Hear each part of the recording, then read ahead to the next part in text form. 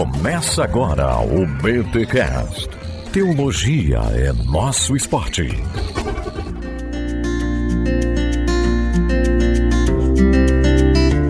Muito bem. Começa mais um BTcast. O de número 453. Eu sou o Luiz Henrique Valadão, mantenedor Bibotalk de Goiânia, Goiás, e encontrá-lo por aqui é bom demais. Eu sou o Rodrigo Bibo e Trindade no AT é difícil de ver. Desculpa, gente, foi mal. Eu sou Igor Miguel e não há vida fora da Trindade. Opa. Eu sou Guilherme Nunes e eu creio na Trindade, portanto, eu não vou perder a minha cabeça. Caraca, mano. Vocês já conseguiram remontar quem é o autor dessa frase? É difícil localizar ela, né? É. O Pedro Pamplona falou com o cara que tem investigado isso, e o cara achou uma citação muito parecida lá pelo século XVII, se não me falha a memória. É mesmo? É, mano. Alguém lembra da frase? Procure entendê-la e perderá a cabeça. Negue-a e perderá a alma. Alguma coisa assim, não é? Atribuem, às vezes, erradamente a Agostinho, mas Agostinho não tem nada a ver com isso. Meu irmão, no lombo de Agostinho, Clarice Lispector e C.S. Lewis, e Oscar Wilde. Tem muita frase, meu irmão. No lombo desses caras, tu pode colocar o que tu quiser aí, ou dessa moça, né, da Clarice Lispector. Olha, no lombo desse pessoal tem muita frase que não é deles, cara. São Francisco de Assis também atribuem algumas a ele que não é bem dele. Mas olha só, meus amigos e minhas amigas, ouvintes deste podcast e alunos da Escola Bibotalk de Teologia, temos aqui dois feras. Olha, não sou Faustão, mas digo que esses caras são feras, para conversarmos um pouco sobre Trindade. No podcast e na EBT, a gente já tem aulas e podcasts sobre a Trindade, mas hoje eu trouxe eles aqui para nós darmos um pequeno foco nesse assunto no Antigo Testamento, ok? Quero dar um foco no Antigo Testamento. Nós já temos aqui também um episódio maravilhoso em bibotalk.com falando sobre o Espírito Santo no Antigo Testamento. É legal você dar uma conferida também. É só jogar no Google aí, o Espírito Santo no Antigo Testamento, BTcast, Bibotalk, que você vai achar esse episódio que vai ser um belo complemento a tudo que nós vamos falar aqui. Mas antes, os recados paroquiais.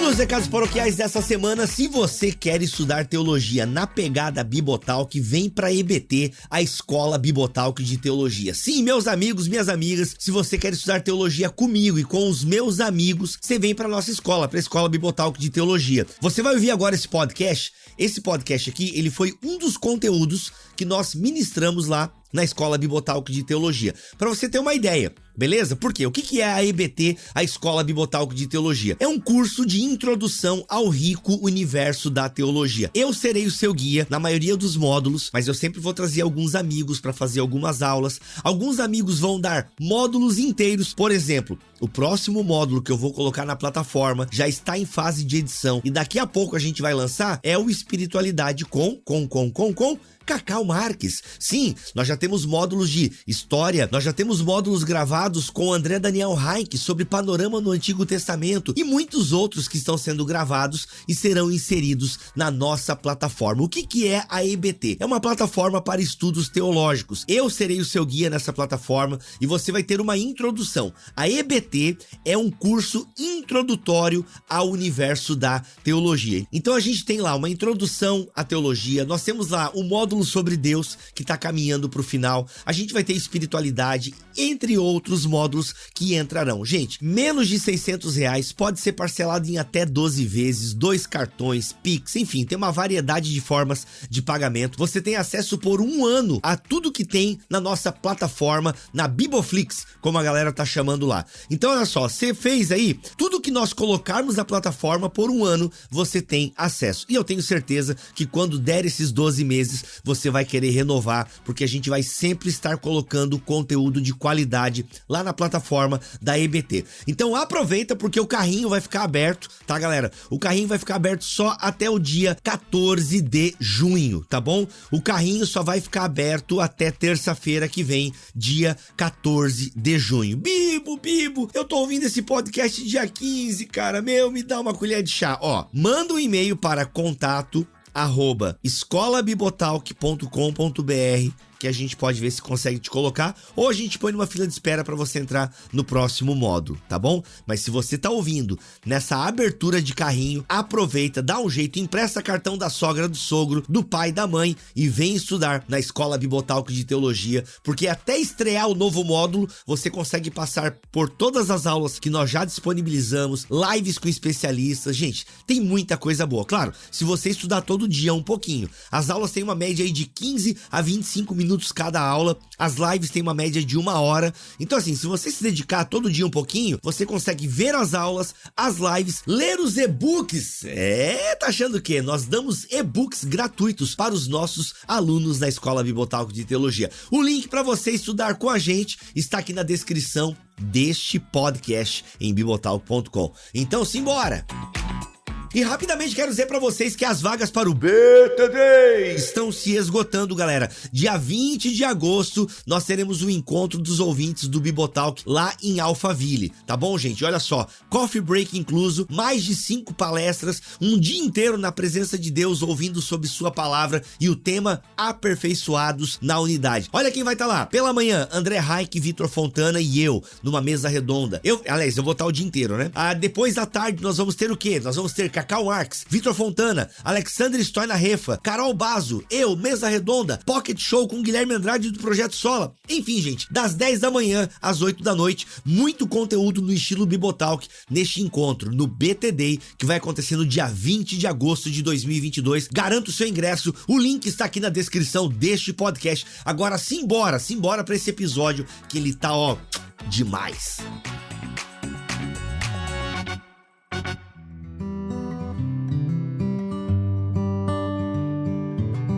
Meus amigos Guilherme Nunes, que já participou aqui do BTcast, Igor Miguel, que já é da casa, vamos conversar um pouquinho sobre esse tema. E para introduzir, eu digo o seguinte: nós cristãos somos trinitários, acreditamos nesse Deus uno, trino, esse Deus que é um, ao mesmo tempo é três, e nós olhamos para o Antigo Testamento e enxergamos rapidamente menções à Trindade. É muito comum a maioria dos cristãos enxergarem Trindade, ou seja, façamos o homem à nossa imagem e semelhança, o Espírito de Deus pairava sobre as águas, o Espírito Santo que desce sobre reis, sacerdotes e profetas. O Espírito de Deus lá no Antigo Testamento é o Espírito Santo que a gente vê na Bíblia Sagrada. Então é muito comum nós fazermos essa sistematização. Bem, eu quero começar fazendo essa pergunta: como é que vocês, que são biblistas e que, gostam de exegese bíblica, o Igor Miguel, que eu sei que conhece um pouco a cultura judaica, não sei o quanto o Guilherme Nunes conhece, enfim, o Guilherme Nunes é meu amigo recente, eu ainda não sei nenhum podre dele.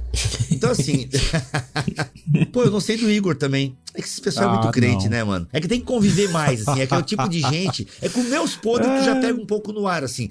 Esse pessoal muito crente aí, tu tem que conviver muito, assim, tipo, conversar com a esposa, enfim.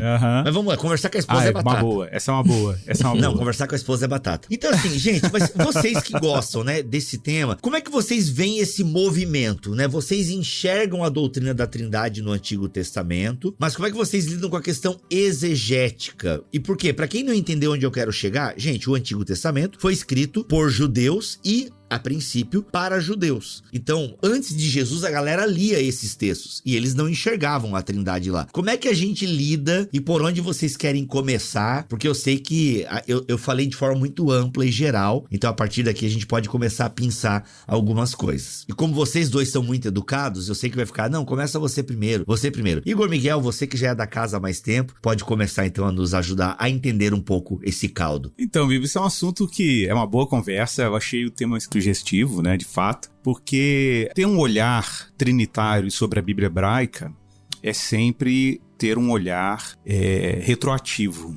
Retroativo porque nós somos fruto de um processo de revelação canônica, que a gente sabe, culmina com Jesus Cristo, culmina com a revelação do Filho de Deus, que a propósito não apenas revela-se como verbo e unigênito de Deus, mas de alguma maneira também revela alguma coisa sobre Deus que não era muito nítida, simplesmente com o cânon do Antigo Testamento. Então é claro que o nosso olhar sobre a Bíblia hebraica como cristãos, é de alguma maneira um olhar que passa pela mediação da revelação de Jesus. Isso é inegável. Então a gente não lê a Bíblia hebraica como um judeu lê a Bíblia hebraica. O cristão lê a Bíblia hebraica também como um cristão. A gente lê a Bíblia hebraica como escritura cristã. sem ignorar, naturalmente, a matriz hebraica na qual a escritura foi forjada. A gente não pode desprezar isso de maneira nenhuma. Inclusive, esse é um ponto muito singular dentro da tradição reformada, em específica calvinista, que trata os pactos anteriormente firmados como componentes essenciais para a revelação da nova aliança em Jesus Cristo. Entretanto, o fato da gente ter uma compreensão de Deus que nos foi dada de forma adicional com a revelação de Jesus, lança a luz, inclusive, sobre uma série de textos que nós lemos de maneira cristológica no Antigo Testamento. Então é importante deixar claro que eu entendo os movimentos exegéticos de leitura do Antigo Testamento que estão muito preocupados com aquilo que a hermenêutica alemã chama de Sitzensleben, né, que é aquela leitura de exegética que tenta reconstituir como o texto foi dado, para quem foi dado, no contexto, etc. É claro que essa leitura do coração do texto, da localização do texto, tem seu valor. Mas a gente nunca pode esquecer que cristãos não leem a Bíblia apenas por esse viés exegético. A gente faz uma leitura teológica, de fato. E uma leitura ainda mais do que teológica, uma leitura cristológica. Sabe aquela imagem de Jesus no caminho de Emaús com os discípulos? Que, de repente, o entendimento dos discípulos foi dilatado e eles conseguiram compreender as escrituras à luz do evento ressurreição? É bem isso como a gente também lê as escrituras. Igor, mas será que isso é, de certa forma, uma desonestidade com o texto hebraico, né? Uma desonestidade com a leitura exegética do Antigo Testamento? Então, eu entendo que não é, na medida que a gente considera a produção exegética, mas nunca a dispensa ou a sacrifício da revelação cristológica. Então, a revelação cristológica, a revelação de Deus em Cristo, lança a luz sobre a nossa leitura do Antigo Testamento. E a gente não precisa criar uma tensão. Na minha percepção, a gente não precisa criar uma tensão. E, de fato, eu não consigo hoje olhar para o Antigo Testamento, para a Bíblia hebraica, sem fazer isso de maneira trinitária, tá? Então, e isso a gente vai conversar mais na medida que a conversa for rolando aqui.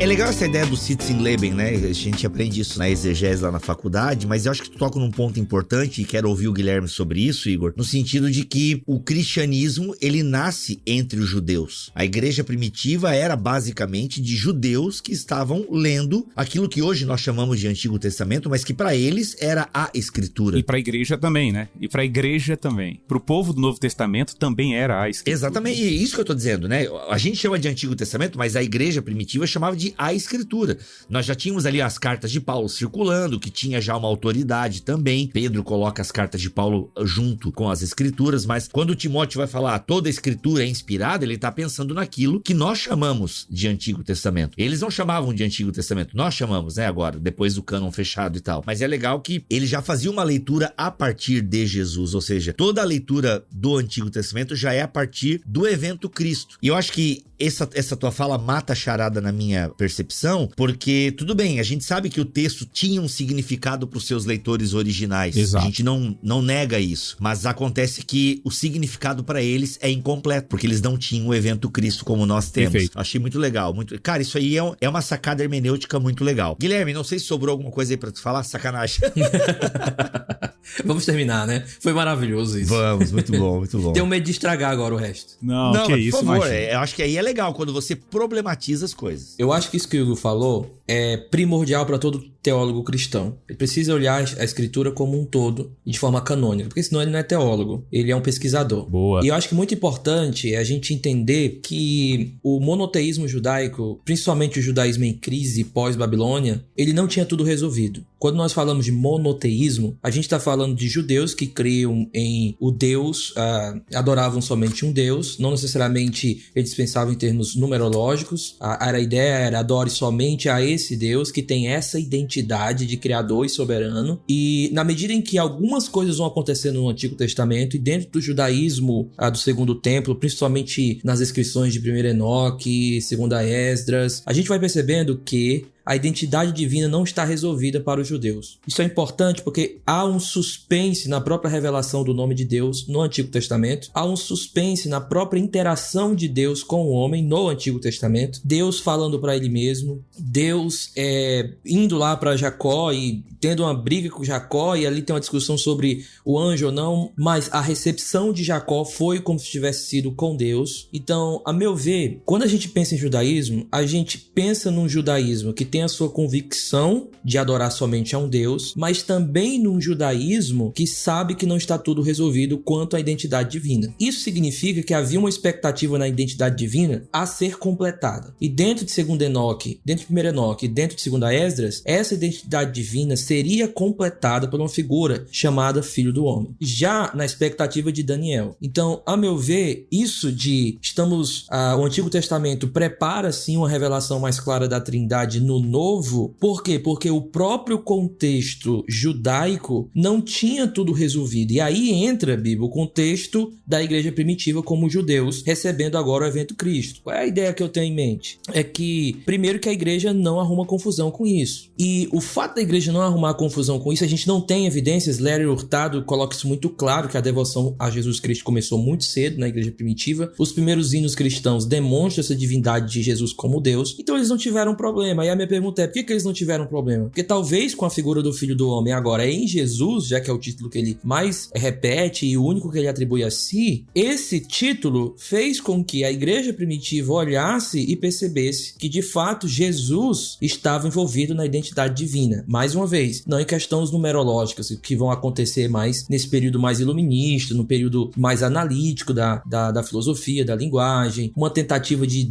tirar tudo que o fenômeno tem com Russell para poder identificar o fenômeno em si, para poder encontrar algum tipo de direcionamento para as outras coisas, que é impossível a gente interpretar uma coisa por ela mesma, sem o seu contexto, sem a sua vivência, por isso a importância hermenêutica. Então, a meu ver, o que acontece na igreja primitiva é apenas uma conclusão lógica do incompleto que estava dentro do coração de muitos judeus com relação à identidade divina. Vamos pegar, por exemplo, Moisés. Me diga o seu nome, ou me mostre a tua glória. Vamos, Jó, por exemplo. Eu quero te ver, eu quero falar contigo. A identidade divina, ela tem um suspense no Antigo e ela é revelada muito clara no Novo. A igreja primitiva, então, ora, se o Deus do Antigo é o único soberano e criador, e Jesus é o único soberano e criador, segundo 1 Coríntios capítulo 8, verso 6, o Shema do Novo Testamento, atribui a mesma identidade a Deus, atribui ao Senhor Jesus. Então, eles adoraram agora esse Deus, e aí muitos, na verdade, vão chamar não de trindade, mas de algo mais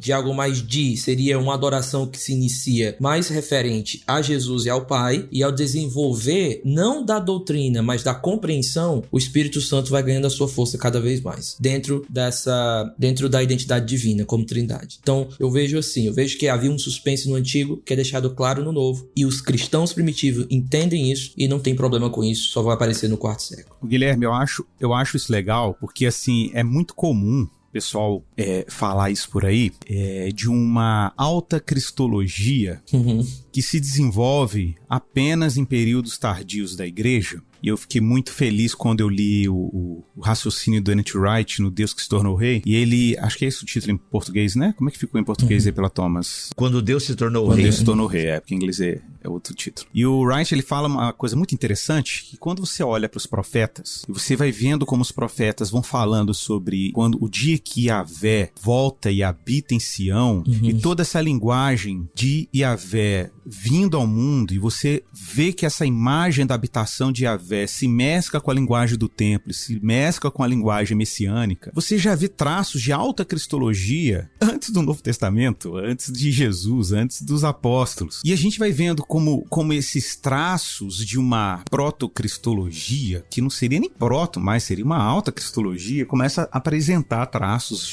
dentro dos profetas. É claro, a gente está falando aqui de fragmentos. Por exemplo, uma coisa que eu acho sensacional, olhando para a teologia joanina, por exemplo, e fazendo de novo um movimento retroativo, essa noção de que paternidade de Deus, por exemplo. Paternidade de Deus é um tema caríssimo para a Trindade, a gente sabe disso, e não é um tema que está claro no Antigo Testamento em hipótese nenhuma, tá? A gente pode perceber talvez uma linguagem de paternidade meio analógica, relacionando Deus ali com a formação de Israel, meu primogênito, né? Linguagem de Êxodo, inclusive da Páscoa, em contraste com a primogenitura, a primogenitura de Israel contrastando com a primogenitura do filho de Faraó e toda aquela questão, os primogênitos do Egito. E tá, tudo bem. E, inclusive, no judaísmo a gente tem uma oração tradicional, Avinu Malkeinu, né, que é muito tradicional, nosso Deus, nosso Rei, que é recitada em vários textos aí da tradição litúrgica judaica, mas tá longe de ser a ideia de paternidade divina como revelada na exibição de Jesus como filho eterno de Deus e como monogênes, né, na teologia de João, né, o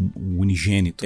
Então acho que esse é um outro elemento que é trazido na revelação de Jesus, que tem efeitos também retroativos na revelação canônica de quem Deus é, sabe? Perfeito. Cara, eu achei muito legal essa ideia sua, assim, que você trouxe, de que Israel tem uma sede, uma fome, e o próprio Deus coloca o germe dessa necessidade de que, olha, é conhecer e prosseguir e conhecer Yahvé, como a gente encontra nos profetas, e de repente isso culmina na revelação de Jesus, né? Aquela pergunta de Moisés, você levantou, né? Deus, ele pergunta qual é o nome de Deus, você sempre fica intrigado com a forma como Lutero traduziu Errier, Asher Errier, né? Eu sou o que sou, e com as nossas traduções é eu sou o que sou, mas a gente sabe que é um verbo no imperfeito em hebraico, e que às vezes, né, esse verbo imperfeito é traduzido com um futuro, né? E Lutero traduziu assim, eu serei o que serei, né? Que dá essa ideia de conhecimento progressivo mesmo de Yahvé, e Yahvé vai se revelando na medida que a história se desenrola.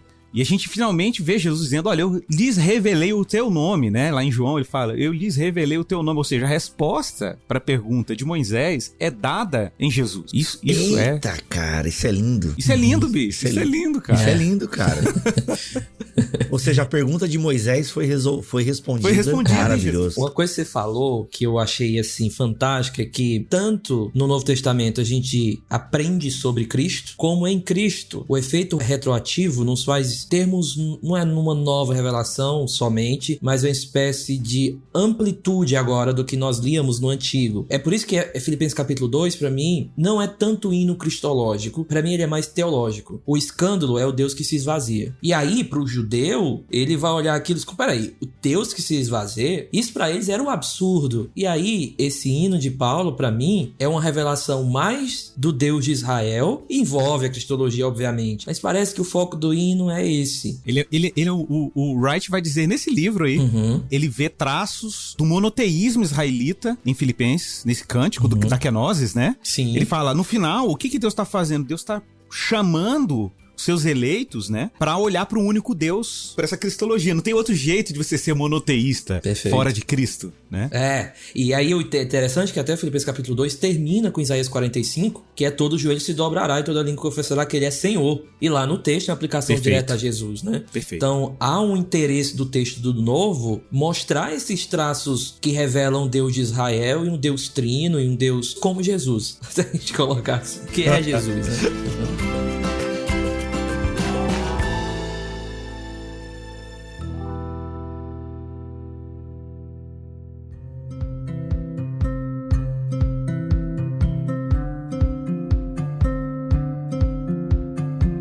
Agora, ô Gui, na tua fala antes ali, tu colocaste o seguinte, eles não viam na questão de números. No sentido, quando tu fala aquilo, tu diz no sentido de que eles não enxergavam Deus como duas pessoas. Eles não tinham esse entendimento ainda. Você tava falando ali, até você depois termina o seu pensamento falando, ó, no começo ali da igreja primitiva, eles até entenderam Jesus como Deus, como sendo um com o Pai, e toda essa construção que vocês já fizeram aqui, mas não pensavam tanto em termos de números. Eu não entendi bem essa tua fala, queria que tu elucidasse um pouquinho melhor. Pronto, eu acho que o trabalho principal nessa área é de Richard Balkan. Em português seria Judaísmo Primitivo e o Deus de Israel, e também alguns outros livros dele. Lério Hurtado também é um livro que vale a pena ler. Qual é a ideia? Quando a gente pensa em termos de números, 1, 2, 3, 4 deuses, esse talvez não seja a ênfase de um povo marcado pelo politeísmo em suas regiões ao redor, como era Israel. E o próprio Shema, quando ele se inicia, ele não se inicia com o único na ideia de um, mas único em termos de adoração. Então, a ideia não era pressupor que os outros deuses eram verdadeiros e, portanto, você deve adorar só a Deus. Não, havia algo implícito de que os outros deuses eram falsos, mas o ponto chamar, na minha opinião, e aí eu concordo com o Balkan, é de que a ênfase era mais no único Senhor e soberano que deve ser adorado. Na tese de Balkan, ele vai dizer que o monoteísmo ele era ligado mais à identidade do que número. Então, eles não estavam preocupados com o único, ainda que esteja implícito a ideia numeral de um, mas essa não era a ênfase principal do judaísmo no Antigo Testamento, tanto pré-babilônico como pós-babilônico. Quando a gente chega na igreja primitiva, o povo judeu continua com essa ideia.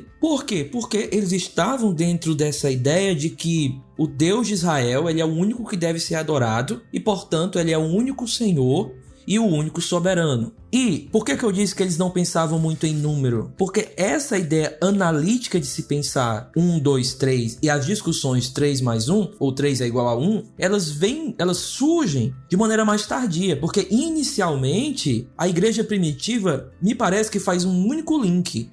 A mesma identidade do Deus de Israel é aplicada agora a Jesus. E se existe só um Senhor no Antigo, só um Deus soberano e criador de todas as coisas, então Jesus é Deus, ainda que distinto do Pai. Guilherme, então assim, só pra a gente assentar o que você falou, que eu acho que foi muito importante, essa coisa do Balkan que você citou, que é essa questão não é um monoteísmo numérico. Deus não é uma unidade divina no sentido numérico, mas é o uno aí no sentido de uma extensão. Seria a unidade, Deus é um porque isso está relacionado à extensão do seu governo e à exclusividade desse governo. Então, isso é muito interessante, porque a cultura ocidental, particularmente a do mundo helênico, onde a cristologia vai ser debatida e a trindade vai ser debatida, existe essa tentação de tratar a unidade de Deus no sentido numérico, e não no sentido de uma exclusividade, né? Não no sentido de um governo soberano que se estende sobre a totalidade da vida. E é muito bom você ter falado isso, porque nas minhas leituras de teologia do reino, eu falo bastante sobre isso, essa associação do monoteísmo com a noção de monarquia divina, Deus sendo o soberano, como você enfatizou. Tipo assim, a afirmação, inclusive, da revelação monoteísta no contexto da libertação do Egito vai muito nesses termos. Deus, por que Deus está fazendo tudo aquilo com o faraó? Para mostrar que ele é o soberano. Toda a terra é minha e toda a sua plenitude, né? Então a ideia da extensão do governo de Deus. Então dizer que ele é um é dizer que ele é o soberano, né? Eu acho que é bem nesse tom que você está tratando. Eu queria ter a didática dos pedagogos, mas é um pouco impossível. Mas eu ainda chego lá. Não, mas eu achei sensacional, bicho. Eu brinco com o Guilherme que meu trabalho é ouvir ele traduzi-lo. Basicamente. Muito bom, muito bom. O texto principal da tese de Balkan, o texto principal mesmo, e tanto de Larry Hurtado, na obra dele principal, que é a Devoção a Jesus Cristo na Igreja Primitiva, é 1 Coríntios capítulo 8. Nesse texto, há para alguns uma espécie de eco do chamado. Não só eco, mas uma implicação direta. Quando Paulo ele começa dizendo assim, ó: portanto, em relação ao alimento sacrificado aos ídolos, sabemos que o ídolo não significa nada no mundo e que só existe um Deus. Pois mesmo que haja os chamados deuses, quer no céu, quer na terra, como de fato há muitos deuses e muitos senhores, para nós, porém, há um único Deus, o Pai, de quem vêm todas as coisas, ou seja, Criador, e por meio de quem vivemos, ou seja, Senhor. Aí ele diz assim, ó: e um só Senhor, por quem vieram todas as coisas e por meio de quem vivemos. Então, as mesmas duas identidades dadas ao Pai são dadas ao Filho agora. Impecável, impecável. Então, isso significa de que para a igreja primitiva, Jesus era digno de adoração porque ele era Deus, pois ele tinha a identidade exclusiva do Deus. Sensacional, sensacional. Seria essa a ideia. Uau, meu, gente, ó, perfeito. Até aqui a gente tem uma verdadeira aula e eu acho que, ó, cabeças explodiram, hemorragias nasais, como nós falávamos no VTcast. Momento Eleven.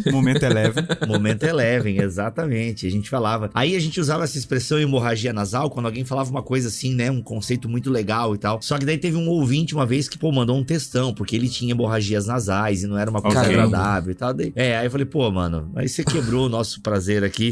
A gente até parou de usar em respeito a esse ouvinte, era um cara querido e ele foi muito educado, assim. Mano, toda hora que vocês falam de hemorragia nasal, eu sei o que vocês querem dizer, mas pra mim é um baita de um trauma e tal. Então a gente parou de usar. Se você estiver ouvindo agora, meu querido ouvinte, eu espero que você esteja melhor, né? Ou talvez a hemorragia nasal já levou para perto do pai, enfim. Foi sombrio isso agora, né? Desculpa, pessoal. Eu tava vendo muito Danilo Gentili, agora isso não é um bom exemplo. Muito ácido, muito ácido.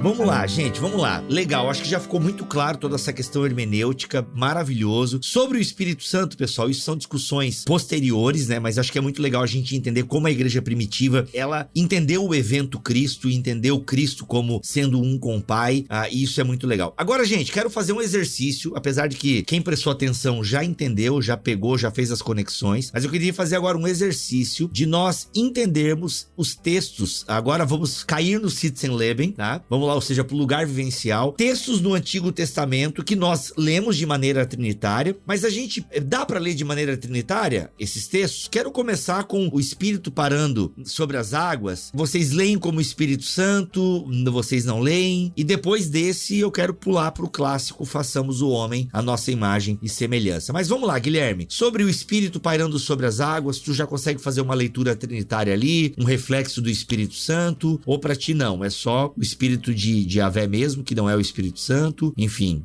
como é que tu faz essa leitura a partir do teu óculos trinitário, obviamente, mas também considerando o lugar do texto para os seus primeiros leitores? Quando eu penso no Espírito de Yahvé, ou o Espírito ali que pairava, o Espírito de Deus, eu tento pensar muito no judaísmo o que significava esse Espírito. E quando a gente está lendo alguns textos, como é o texto de Isaías, se eu não me engano agora, falha a memória, o texto de Isaías 58 ou 56, existe um paralelo entre o Espírito de Deus na criação com algo muito interessante no texto lá, que é o paralelo entre a presença de Deus, entre o povo e o Espírito de Deus. O que significa isso que eu quero dizer? Significa que para o judaísmo, ou melhor, para os profetas, Deus sempre se revela da seguinte forma: olha, eu andei no meio do povo, eu estava no meio de vocês no deserto. Mais pra frente, o texto vai dizer: e o Espírito de Deus andou no meio de vocês. O Espírito de Deus estava ali também com vocês no deserto. Em outras palavras, a presença de Deus no deserto é igualada com a presença do Espírito de Deus no deserto. O que significa que quando a gente olha todo esse espectro de que o Espírito de Deus representa a presença de Deus pessoal no meio do povo, isso não é muito diferente do Novo Testamento. Porque no Novo Testamento, o Gordon Fee, naquele tratado dele sobre o Espírito Santo, ele deixa muito claro de que parece que a função de Cristo é de fato ser o Salvador e do Espírito de ser a presença pessoal do Deus Trino entre o povo. O que eu quero dizer com isso? Que a palavra Espírito, a meu ver, ela é muito cara para as escrituras hebraicas. E por mais que alguns teólogos, eu acho que eu contei uns 10, eles ainda querem falar que é uma espécie de ato criador de Deus. Eu acho que isso é muito possível e muito provável, mas eu acho mais provável de que o texto está se indicando a presença de Deus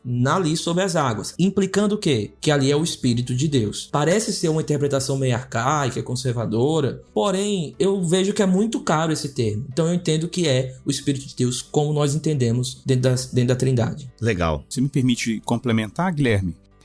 Eu me lembrei aqui também do uso da expressão que aparece em Gênesis, né? Ruach Elohim. É uma expressão que aparece, por exemplo, dentro do próprio Pentateuco, associado a Bezalel, que era um homem das artes. E o texto diz que o espírito de Elohim, Ruach Elohim, né, o encheu de sabedoria, habilidade, etc. Eu achei muito curioso porque, na verdade, é uma associação que está em Gênesis, mas que reaparece aqui, né, em outras obras do Pentateuco, apontando para essa associação entre o Espírito de Deus, o Espírito de Elohim, com a criatividade. Perfeito. Então, Deus cria e o Espírito, de alguma maneira, coopera com o ato criativo, né? E, de novo, o Espírito de Deus, o Espírito de Elohim, Ruach Elohim, aparece em Bezalel. O texto, a linguagem, toda aquela linguagem que a gente encontra nos profetas de enchimento, né? O Espírito enchendo. E, de fato, inúmeras vezes a gente vai ver ao longo de todo o cano do Antigo Testamento essa combinação de expressões, Ruach Elohim, associado a uma atuação realmente muito específica. E não é simplesmente... Porque, claro, eu sei a tentação do exegeta de olhar a expressão Ruach e falar, é um sopro divino, né? É um sopro divino. Muitas vezes há um esforço de tirar essa característica que a gente chama na teologia de uma característica hipostática, né, do espírito, com uma estrutura pessoal, distinta do pai e do filho, apesar de, obviamente, participar da mesma natureza. E a gente percebe ao longo do Antigo Testamento e do cânon que o espírito vai assumindo igualmente características hipostáticas, ou seja, vai assumindo características de pessoa, né? Inclusive na maneira como Deus fala, enviarei o meu espírito, né? Então, claro que é uma unidade, há também uma distinção aqui, né? Tem toda essa discussão, mas eu não tenho dúvida que o espírito que está aqui pairando sobre a face das águas não é nada distinto do mesmo espírito que está no deserto, o mesmo espírito que está enchendo os profetas e o mesmo espírito que está capacitando Bezalel a fazer sua obra criativa. Perfeito. Legal. Isso é discutido, eu acho muito legal essa opinião de vocês. Obviamente que... E eu concordo também com ela, eu gosto de fazer essa leitura, mas até acho que no podcast que nós gravamos, um dos integrantes mostrou uma opinião um pouco diferente e tal, e que é super aceito também dentro da academia, enfim, dentro da discussão, né? Não é uma discussão discussão fechada, por assim dizer, mas eu acho o argumento de vocês muito legal. Gente, não vou trazer isso aqui, porque você pode ouvir lá no episódio. E talvez até eu esteja equivocado, hein? Quem sabe? Quero que você vai lá ouvir o Espírito Santo no Antigo Testamento, porque talvez eu esteja até com a minha memória falha em relação a isso, você pode me ajudar. E se você é aluno da EBT, comenta aqui nessa aula o que estava lá naquele podcast, enfim, por aí vai. Gente, muito legal. E o façamos o homem a nossa imagem e semelhança, né? O argumento que geralmente se utiliza é que Deus está conversando com alguém ali, e alguém como ele, então obviamente não pode ser, né, segundo essa interpretação, não pode ser aquela classe dos deuses ou aquele panteão. Como é que é o nome que se usa? O pessoal fala que Assembleia Divina. Assembleia Divina, né? É muito legal essa discussão sobre a Assembleia Divina, enfim, que alguns textos dão a entender que tem uma Assembleia que comparece perante a presença de Deus, enfim, e que é uma espécie de Olimpo, né? Uma espécie de Olimpo judaico e por aí vai. Mas Deus, façamos o homem. Deus tá falando com essa Assembleia? Alguns dizem que não, porque a nossa imagem e semelhança, igual a nós, e não existe nada igual a Deus. Mas nós lemos já de forma trinitária, não, aqui já era o Pai e o Filho trocando uma ideia junto com o Espírito e simbora soprar aí nesse boneco, e vamos fazer igual a gente e tal. Como é que vocês enxergam esse texto? Como é que a cultura judaica enxergou esse texto? Ele indica uma pluralidade, é a Assembleia, né, Divina. Eu gosto da leitura da Assembleia Divina, porque quando diz que está fazendo igual, não quer dizer necessariamente igual, até porque Demut de Selen não fala de igual no sentido ontológico, né, mas parecido, remonta às estátuas e por aí vai. Mas queria ouvir de vocês, como é que vocês entendem esse texto? Igor, como é que o povo judeu de alguma forma leu esse texto? Ok. Então, o que é curioso no texto hebraico aqui no verso 26, eu tô com a Bíblia hebraica aberta aqui, eu tô olhando pro texto, e o que é legal é que o nascer, que é o verbo para fazer aí, que aparece no verso 26, está conjugado aí a um verbo, não vou entrar nos termos técnicos, é um verbo imperfeito do kala aí, né? Primeira pessoa do plural. Beleza. A questão é que o mesmo verbo fazer, associado a Elohim, aparece no verso anterior, no singular, que é quando fala e Deus fez os animais selváticos, né? O veias, né? Que veias aí já está sendo conjugado na terceira pessoa do singular.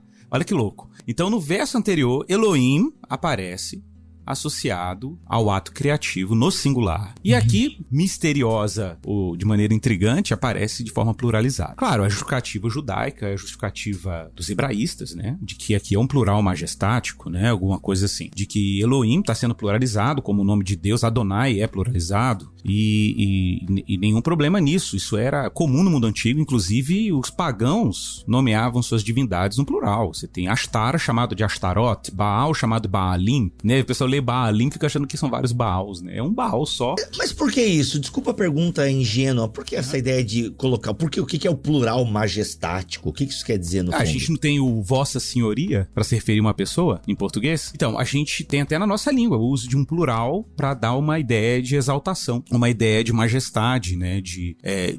Dá inclusive a ideia de intensidade. Um exemplo é o uso da palavra vida em hebraico, que inúmeras vezes é utilizado em língua hebraica. O pessoal fala, é o dual e tal, que nunca aparece no singular, ou quase nunca, né? É sempre Raim, vidas. Você podia... outro exemplo, no livro de Gênesis fala que Adão e Eva fugiram da presença de Deus, né? O termo que está ali é Pnei Elohim. Pnei é o plural de Panai, né? Panai é o construto de faces, rostos no plural, né? Fugindo das faces de Deus. Tá aí em Gênesis, no plural, né? Mas é por quê? Porque são essas expressões aparecem na Bíblia pluralizadas muito com esse sentido de uma exaltação, de afirmar, né, uma grandeza e por aí vai. Eu, sinceramente, eu não acho que isso está distante daquilo que nós compreendemos tardiamente com a Trindade, se a gente considera a Trindade não como necessariamente uma questão numérica, ou melhor, o monoteísmo como uma questão numérica, mas como uma questão abrangente. Eu acho que essa ideia de pluralidade contribui, inclusive, para essa noção, de forma tardia. Agora, a gente pode olhar para esse texto e dizer assim, sem ponderar,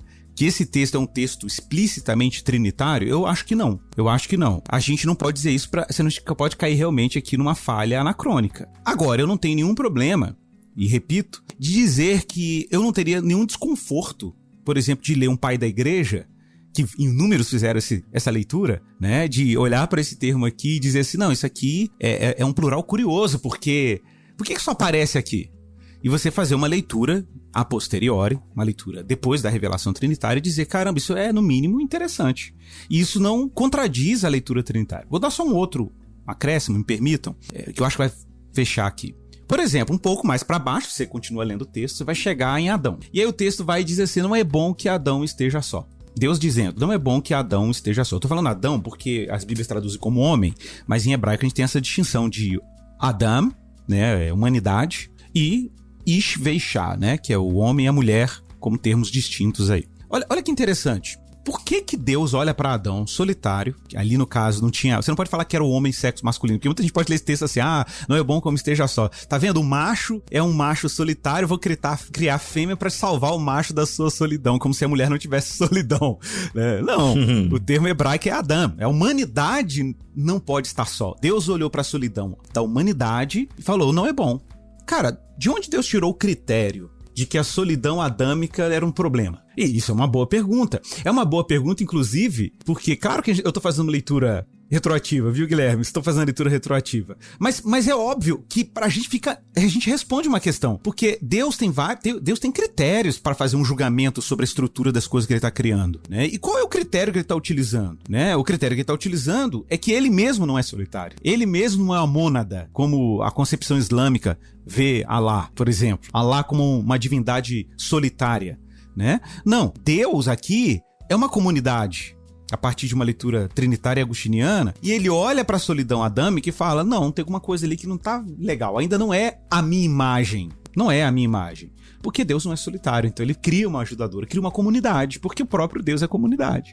E o que é curioso é que essa que é criada de Adão, porque, na verdade, a gente sempre fala assim, a mulher foi criada de Adão. Eu gosto muito de frisar que, na verdade, o que foi criado ali foi a Ish e Ishá. Homem e mulher nasceram daquilo. Não foi só a mulher que nasceu. E eu não quero chegar aqui naquelas especulações ridículas do tipo, Adão era andrógeno ou coisa... Não é isso. Você não pode falar que Adão era homem no sentido de um macho, a não ser depois que a mulher foi criada. Porque, inclusive, em hebraico, o termo homem só surge quando a mulher é criada. Você não tem o termo Ish antes de Ishá. Sem Eva não haveria o macho, né? Até porque você também não teria critérios de comparação. A gente só faz isso porque a gente lê também de forma retroativa a criação de Adão. Faz sentido, gente, o que eu tô falando aqui? Perfeito. Faz sentido? Então, assim, quando você olha pra Adão e Eva, você vê uma distinção. Cara, não tem como a gente não olhar pra isso e não ver, de alguma maneira, traços da Trindade.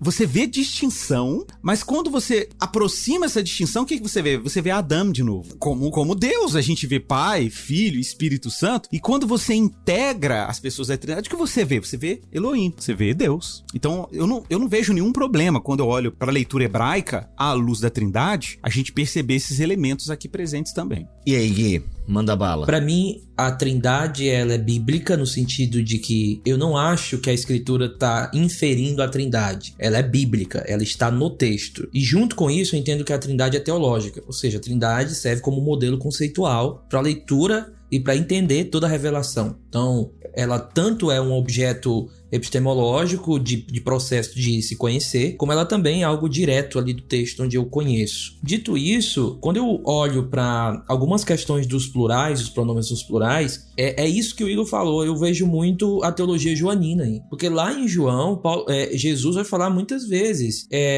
eu e o Pai somos um, ou então ele vai falar, como é que você fala isso a nós? Em alguns momentos, Jesus se chama no plural. E aí, a gente precisa entender que quando Jesus faz isso, não é mais no imaginário meramente hebraico. Agora é o imaginário pós-exílico, num tipo de judaísmo que já está sofrendo um embate muito grande pela falta do seu templo e tudo, e ali já é algo que não tem como você não olhar para Gênesis e perceber que os pronomes nos plurais em Gênesis têm rastros da Trindade que fica muito claro em João. Então, assim, o termo Elohim no plural, junto com um predicado, para deixar bem simples, seria junto com o verbo dentro de uma oração, no singular, então, substantivo sujeito no plural com o verbo no singular. Para nós, isso é errado. Para nós, isso fica estranho. Na Bíblia hebraica, acontece mais ou menos 2.500 vezes. A gente tem algo ao contrário também. A gente tem outros termos sendo usados como o homem no singular, no plural, fazendo algumas coisas no verbo no singular. Então, nós temos uma espécie de jogo gramatical que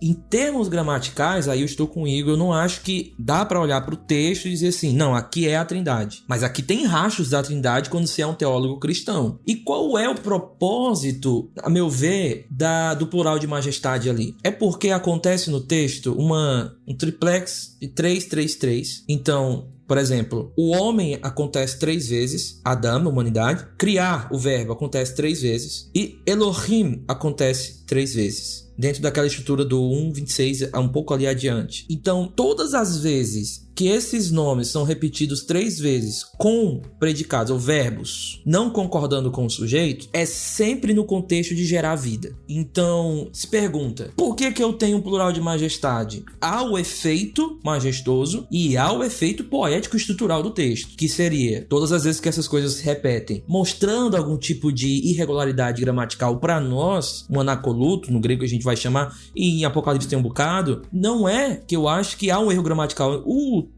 O autor de Gênesis não seria tão ingênuo, um cara que faz uma espécie de literatura absurda naquele texto. Ele não seria ingênuo. Então, para mim, esses plurais chamam a atenção para a estrutura do texto, onde, quando isso acontece, o foco é gerar vida. Perfeito. Gerar vida. Então, é um recurso literário para chamar a atenção a isso. Seria muito... E esse texto aqui, gente, esse texto de Gênesis 1:27, que você citou, Bibo, logo depois que ele diz, criou Deus, pois o homem à sua imagem, a imagem de Deus o criou, homem e mulher os criou. Olha que coisa curiosa. Quando afirma que o homem foi criado à imagem de Deus, parece que, se você faz uma leitura natural desse verso, natural, a informação de que a distinção homem e mulher estão presentes no ato criativo, também estão presentes no fato de que Adão, homem, foi criado à imagem de Deus. Então, pra mim tá muito nítido, a gente lendo esse texto, Guilherme, que ao afirmar que o homem remete ao Criador em algum nível, por que Moisés, quando escreveu esse versículo, fez questão de adicionar essa diversidade, homem e mulher, como parte inerente desse ato de criar um ser à sua imagem e semelhança? Tá entendendo? Tem uma pluralidade. Tem uma pluralidade na unidade da natureza humana. E por que há uma pluralidade na unidade da natureza humana? Porque há uma unidade na pluralidade da natureza divina. Pronto. Perfeito. Faz sentido? Isso. Muito. Perfeito. Né? E aí a gente nem apela pra gramática. A gente apela pro texto. Exato. Né? Exato. Exatamente. Perfeito. Exatamente.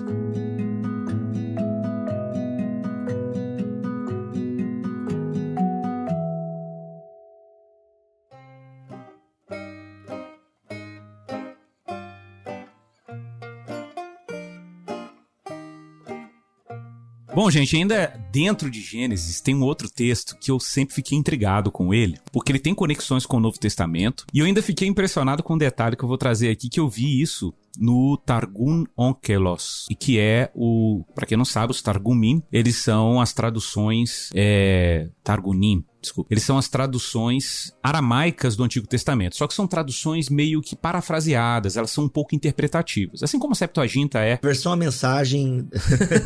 do mundo antigo. Exato, a versão a mensagem do mundo judeus. antigo. E tem vários Targumim, né? Tem várias traduções aramaicas do Antigo Testamento, mas tem uma que chama Onkelos, mas tem outras também muito boas, Neufti, enfim. E Jonathan, tem vários. E o que é curioso é Gênesis 3:9. Depois que houve a queda, o texto diz, né? E chamou o Senhor, Deus ao homem, lhe perguntou onde estás? E ele respondeu, ouvi a voz no jardim, porque estava nu, tive medo e me escondi.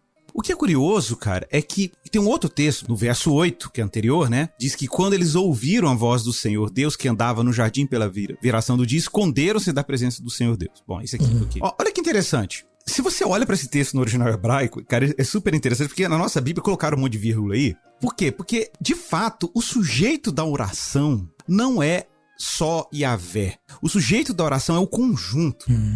Qual é o conjunto? Quem é o sujeito da oração? Veishmeu, né? E ouviram et kol Adonai Elohim meterhaler bagan. E ouviram a voz do seu... Tanto que você tem um et, que é uma partícula que indica o objeto da oração em hebraico, né? Então, a ideia é... O que eles ouviram? Eles não ouviram Adonai andando. Eles ouviram a voz do Senhor andando. Esse é o sujeito da oração. O sujeito da oração é a voz do Senhor que anda. Não é o Senhor que está andando necessariamente. É a voz dele que anda, né? Então, é Kol Adonai Elohim meterhaler bagan. Então, quem está andando? Quem está andando é a voz do Senhor. Cara, o que é curioso é como os Targumim traduzem isso. Toda vez que os tradutores aramaicos da Bíblia, eles encontram essas expressões que a gente chama na teologia, né? Essas expressões antropomórficas de Deus.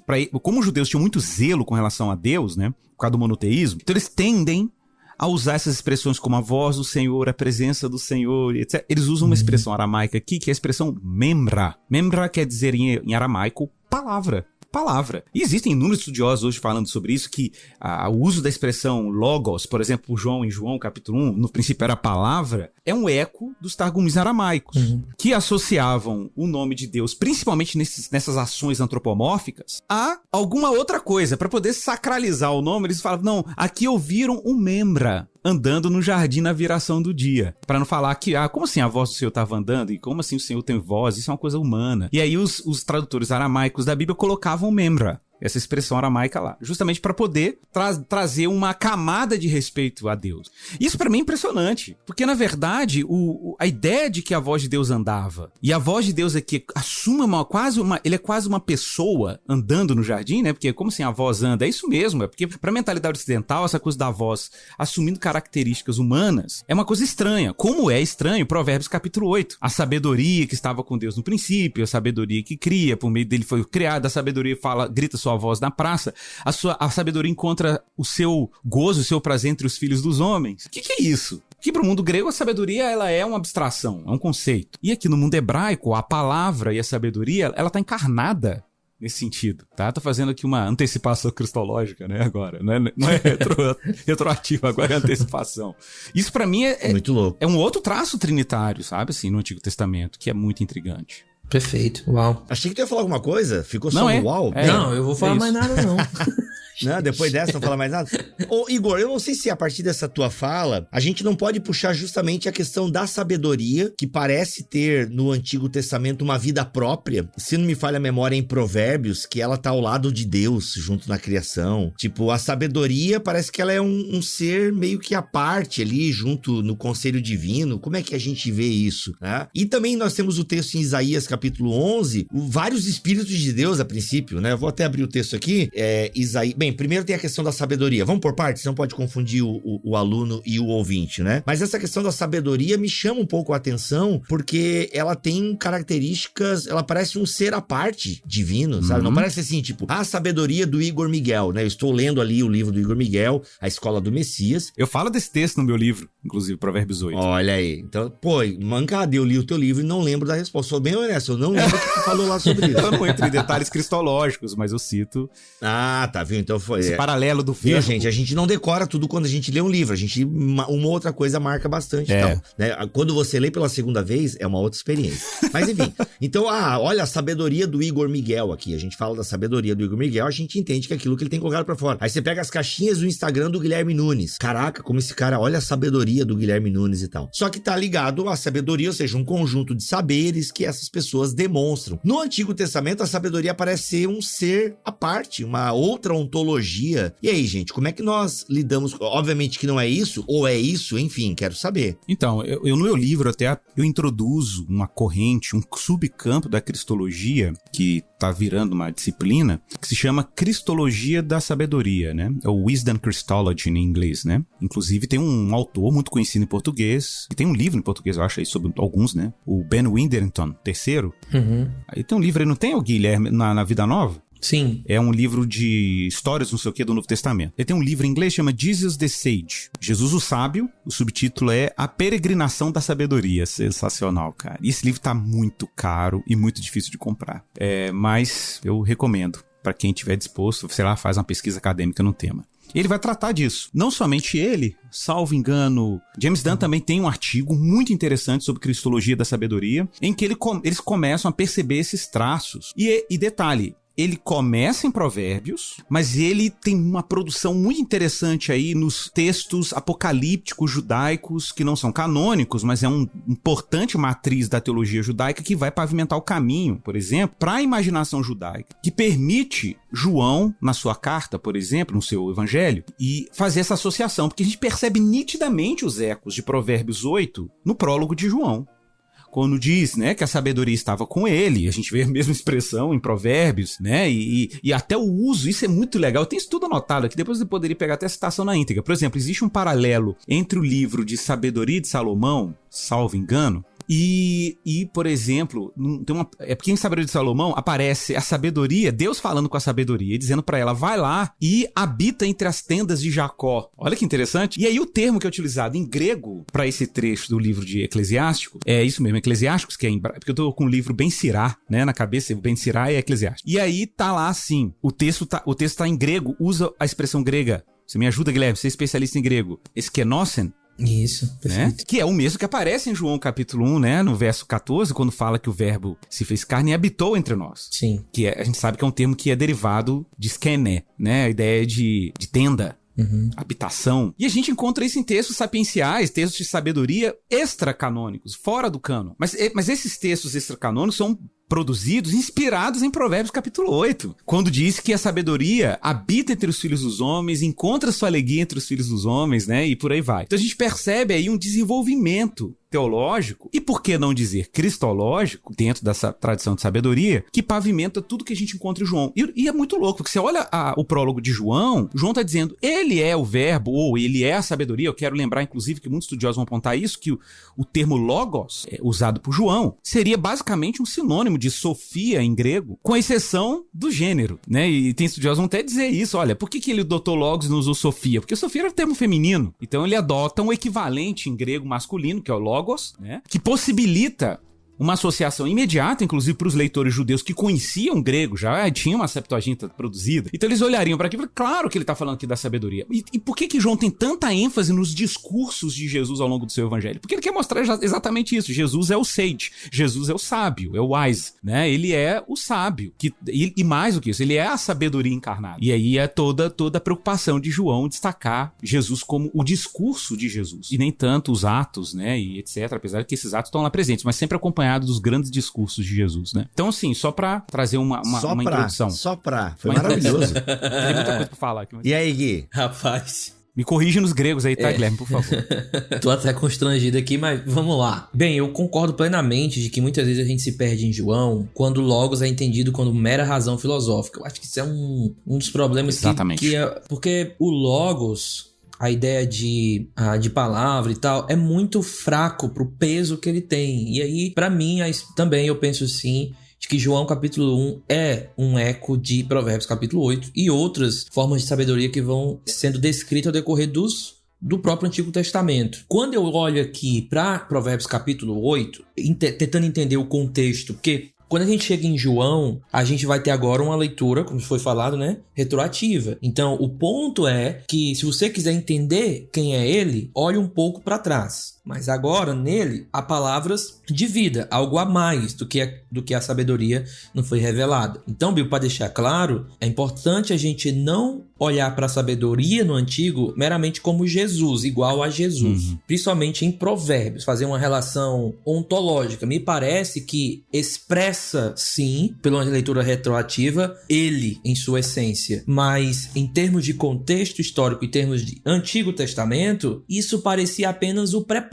o tipo, uma espécie ainda de sombra daquilo que ficaria mais claro no Novo. Por que eu entendo que a sabedoria aqui ela é personificada? Primeiro pelo próprio gênero de sabedoria, que há essa tendência de personificar questões mais abstratas, né? O Dilthey que diz, em termos de hermenêutica, de que para ele a hermenêutica é trazer para o objetivo aquilo que se entende subjetivamente. E isso é uma expressão de Dilthey de uma literatura mais de sabedoria judaica, apesar dele não ser cristão. Mas eu entendo então que a literatura de sabedoria tem uma tendência de personificar. E Provérbios para mim é um pai chamando o seu filho a casar com a sabedoria. Por quê? Porque existe a tolice. A tolice é expressa na mulher adúltera. Então o filho, ele é colocado, né, com duas possibilidades. Ou aqui tá a mulher, é a sabedoria, ou você tem a mulher adúltera. Na mulher adúltera, a casa dela é perto do precipício. Na sabedoria, é sobre as colinas, sobre a rocha. E aí, essa sabedoria vai sendo personificada e o pai, ele vai meio que tentando vender a sabedoria pro filho. Olha como ela é, olha o que ela faz. Do tipo, por que que a sabedoria estava com Deus na criação? Porque a sabedoria, ela que sabe como o mundo de Deus funciona. Então, se o filho queria viver uma vida boa nessa vida que é complexa, que Eclesiastes vai dizer que ela é complexa, então ele deveria se casar com a sabedoria. Para mim, Provérbios 31, portanto, não é a expressão de uma mulher literal. Coitada daquela mulher, na minha opinião, meu Deus. Alguns vão falar que é Ruth, porque a mulher corajosa lá é expressa nos Juízes e é expressa para a única mulher que seria Ruth,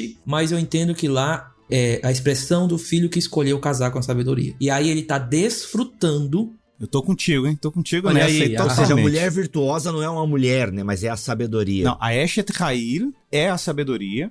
O capítulo 7, olha que interessante, o Guilherme falou, o capítulo 7, a mulher, que é, na verdade em hebraico é Ishazará, né? Que é uma mulher estranha.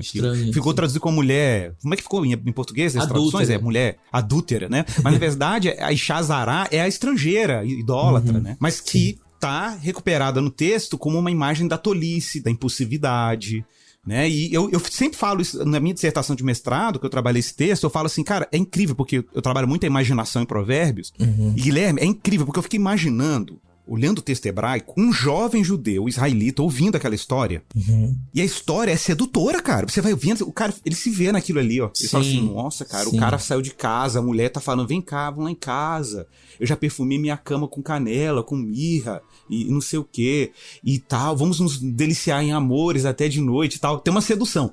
Aí, de repente, o texto é muito forte, porque o jovem, eu fico imaginando o jovem imaginando aquela cena, e essa é a pedagogia de Provérbios que eu falo no meu livro, a pedagogia de Provérbios é profundamente imaginativa, e aí, quando você tá chegando pro final, ele associa o jovem como um boi que tá indo pro matadouro, aí, desculpa a expressão, não quero ser vulgar, mas você dá uma brochadinha básica no caboclo, né, depois da história, aí, pá, você dá aquela pancada, e aí ele toma aquele susto, aí ele já chama pra uma outra sedução, que é a sedução pra sabedoria, que é o capítulo 8, que a dama sabedoria aparece no texto e tal. E que você brilhantemente apontou que no final é retomado em Provérbios, é aquele acróstico maravilhoso com as letras do alfabeto hebraico, né?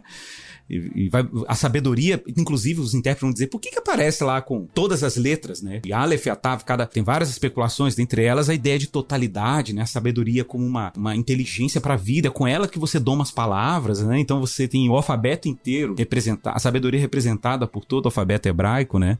É sensacional. Então eu vou contigo, tá, mano? Eu tô contigo aí nessa tradição aí de Eshet Ha'il como a sabedoria, não? A mulher ideal. A mulher ideal, né? Coitada dessa mulher, né? A mulher faz tudo, não tem empregada, não tem ninguém pra ajudar essa mulher. Meu Deus! É a sua mulher, tá, Guilherme? É a sua mulher. Pai, só pode que ela faz tudo, medicina, uma casa. Eu fico pensando, meu Deus do céu. Mas, ela assim, não arruma a tua estante do teu escritório, isso a gente tá vendo no vídeo aqui aí, tá né? arrumado. Aqui é a expressão do arrumado. Às vezes ela tenta desarrumar colocando tudo no lugar. Entendi, boa, gostei. Então, assim, diante disso, a melhor expressão para a encarnação e para como a encarnação de Cristo ela se daria é a sabedoria expressa em Provérbios. O tabernaculou entre nós é o próprio ato do sábio que vem não só para falar conteúdo cognitivo, mas para ser o exemplo da encarnação da palavra. Nesse sentido, a ideia da encarnação da palavra, quando Cristo não é só um mero exemplo, mas Cristo é aquele que vai além do mero cognitivo. Ricoeur, ele falou algo interessante. Isso já vem uma tradição desde Gadamer, desde Leibniz, quando a verdade ela é conhecida não somente como algo cognitivo, mas agora como uma estética. Perfeito. Porque a estética ela vai além de me informar, ela me impacta. Então, uma linguagem que Schleiermacher usa muito é a Estrada de Damasco de Paulo, onde para ele ali é a verdade. A verdade, portanto, não é só o conteúdo, mas o impacto existencial, se eu posso usar essa palavra, que causa em mim. E a sabedoria, portanto, personificada em Provérbios, é uma forma de mostrar que é mais do que conhecimento cognitivo. É também o impacto da personificação da vida de alguém em você. E Jesus é o exemplo perfeito desse impacto através da vida de alguém. Então, Gadamer, por exemplo, ele deixa isso muito claro em Verdade e Método. Inclusive, é um livro que eu acho que todo estudante de hermenêutica no nível avançado ele deveria ler. Eu nunca sei onde tá meus livros, esse é um problema da forma que eu arrumo minha estante. Mas... Não, a tua esposa desorganizou. Isso, exatamente. Ela tirou do lugar. Aí você não tá achando aí na sua... Ok. Pra quem não tá... Os alunos da IBT têm acesso ao vídeo, mas você tá ouvindo o podcast. imagine uma estante de pessoa inteligente. Então, a minha estante, né, ela tá toda organizada, porque eu mexo pouco. Agora, quem estuda mesmo, é isso aí, é esse caos aí, coisa, né? Gadamer inicia esse método, Verdade Método 1, falando da importância da estética. Isso é muito importante pra mim, porque o que significa, assim, pra Gadamer? É que a melhor expressão do que é verdade é a estética. Porque nela você não só entende, você é impactado pelo que você entende numa espécie de reviravolta existencial. Heidegger, por exemplo, ele vai usar espírito, ele vai usar uma espécie de ser ali como o ser do texto que impacta o ser, o meu ser como intérprete. Alguns vão falar uma espécie de regeneração interpretativa, ponto de eu me tornar outro. Por isso que Gadamer começa falando sobre a estética aqui, porque para ele, quando você vê um quadro, você está tendo aquele contato não só para ser informado, mas para ser impactado. E para mim, esse é o motivo de que na literatura de sabedoria existe uma personificação da sabedoria, para causar um impacto através do exemplo vivo de alguém. Jesus, então, é o exemplo perfeito dessa sabedoria e é o exemplo perfeito para ser seguido.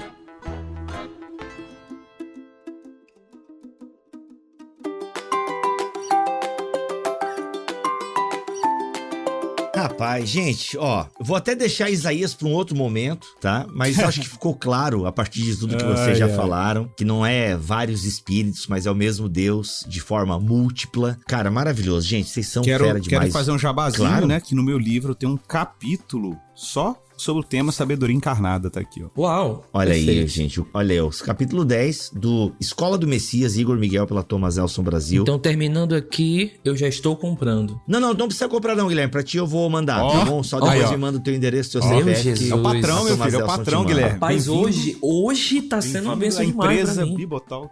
Por quê? Você ganhou mais coisa aí, cara? Olha aí, ó. Não, mas eu vou pedir pra Thomas Nelson te mandar um packzinho aí com algumas coisinhas legais. Olha! Meu beleza? Deus. Show de Rapaz, bola. eu tô tendo aula aqui, tô aprendendo pra caramba, tô feliz e sã, porque sanidade e felicidade às vezes não entra num caminho comum. É verdade, um caminho Cara, muito junto. Isso, então... Mas essa comunidade é maravilhoso, cara. É assim, ó, vocês estão aqui gravando aula comigo, abençoando os meus alunos, abençoando a audiência do BTcast, entendeu? Só que, mano, eu procuro abençoar os meus amigos também, Amém. cara, sabe? Né? O pessoal fica me pedindo livro no Instagram, pô, tu tem tanto livro, me dá um. Não dou, eu nem te conheço, cara. Eu só dou livro pra quem eu conheço, pra quem caminha comigo. Então, assim, né, essa comunidade aqui. Meus amigos lançam livro, eu fico feliz demais, perfeito. cara. Olha aí, entendeu? Deus é Aliás, bom. Igor, põe pressão no Guilherme aí, ele tá com um comentário de Thiago prontinho. Ô, irmão, já solta quero a bruxa, apresentar pra solta. editora aí, ó. Eu tava Vamos botar isso no mundo, vamos botar no mundo. Perfeito. Que é Vamos, todo vamos, em cima de sabedoria, Thiago. Pra mim, Aí, não, ó. não tem Ei, tanto a ver com pai, fé e tudo a ver. obras. Já quero. Galera, esperem, tá? Segundo semestre do ano que vem, livro do Guilherme Nunes, tá? Ó, mas por que tanta coisa assim? Gente, demora, calma, o livro não é assim, tá? Também não pode ficar atropelando um livro em cima do outro. Calma, família Bibotalk tem muita coisa pra lançar ainda e a gente quer dar tempo de você poder comprar se recuperar, né? A gente sabe que a crise econômica tá aí, então não dá pra ficar comprando livro toda hora. Então, mas a gente quer que você compre os livros, né, do selo Bibotalk junto com a Thomas Nelson e tal. A Mundo Cristão também tem alguns livros da família Bibotalk que estão sendo lançados lá. Então, a gente dá tempo pra você se recuperar financeiramente. Então, segundo semestre do ano que vem, ou primeiro, vamos ver ainda o cronograma, a gente vai ter livro do senhor Guilherme Nunes. Aí. E Igor Miguel tá na hora de lançar outro já também, né? Já Não sei tá como na é que hora, a pressão aí. pode brigar. Ó, então Eu adoro pressão. é nóis. Meus amigos, muito obrigado mesmo, né, pela presença de vocês aqui nessa aula, nesse podcast. Foi um prazer pra mim estar com vocês Guilherme, mais que uma bom, vez foi aqui. muito bom, meu irmão. Te ouvir e participar contigo também foi muito agradável. E pra Deus mim te foi um abençoe prazer. seu ministério, sua vocação com o ensino. Amém. Sei que você tá colado aí com o nosso amigo Iago. Deus abençoe também Amém. essa parceria aí. Vida longa. Amém. Eu que agradeço. Eu aprendi demais. Aprendi como falar alguns assuntos. Imagina, E irmão, é isso. imagina. Fui abençoado, Bibo. Fui abençoado hoje de manhã. Fui profundamente abençoado. Nós Muito todos. bom. É isso, gente. Vamos ficando por aqui nessa aula e no podcast voltamos na semana que vem, se Deus quiser. O Deus Trino, se Ele quiser e assim permitir, estaremos novamente por aqui, tá bom? Fiquem todos na paz do Senhor Jesus. Ou já que o Igor tá aqui, fiquem todos na Shalom. Shalom Alechem. Shalom Alechem Lekulam. Valeu, gente.